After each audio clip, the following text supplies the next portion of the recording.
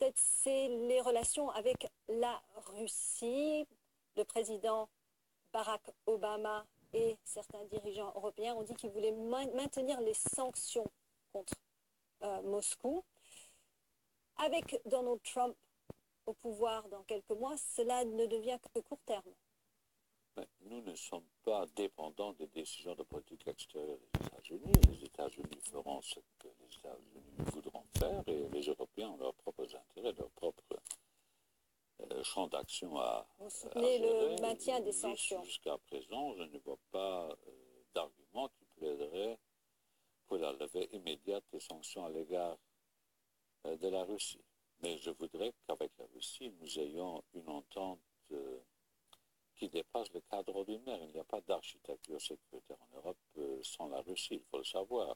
L'Union européenne occupe un territoire de 5,5 millions de kilomètres carrés. La Russie, c'est 17,5 millions de kilomètres carrés. Il faut traiter la Russie comme un grand ensemble et comme une nation fière. Il faut savoir beaucoup de choses sur la Russie profonde alors que nous ignorons toutes choses sur la Russie profonde. Et je voudrais qu'avec la Russie, nous discutions à hauteur égale. La Russie n'est pas, comme disait le président Obama, un pouvoir régional. Lourde erreur d'appréciation.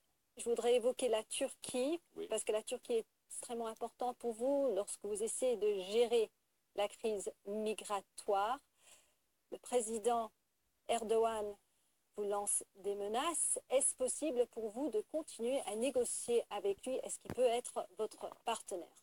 La Turquie n'est pas seulement un partenaire important lorsqu'il s'agit de la crise migratoire.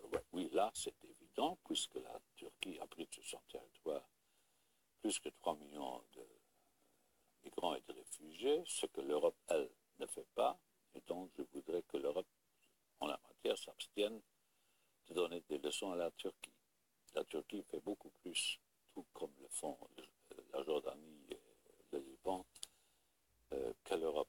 Donc, il faut être modeste lorsqu'on évoque ces questions-là. Mais pour le reste, la Turquie est un partenaire essentiel pour l'Union européenne et ses États membres parce qu'elle se trouve là où elle se trouve. Ceci dit, la Turquie, qui a fait beaucoup de progrès en matière de démocratie lors des 10 dernières années, depuis 2 années ou presque, et surtout pendant les derniers mois, et depuis le putsch en juillet, se détourne de l'Europe et s'éloigne chaque jour plus de l'Europe. Il faudra que... Non, nous ne sommes pas animés par des sentiments anti-turcs. La question qui se pose est une question qui se pose à la Turquie. Est-ce que oui ou non la Turquie veut remplir toutes les conditions qu'il faut avoir remplies pour devenir membre de l'Union européenne? Je crois que la Turquie ne s'est pas posé la question et pour ne pas s'être posé la question, elle n'a jamais formulé la réponse. Est-ce que vous pouvez discuter avec un président qui devient de plus en plus autoritaire? Mais moi, je dois discuter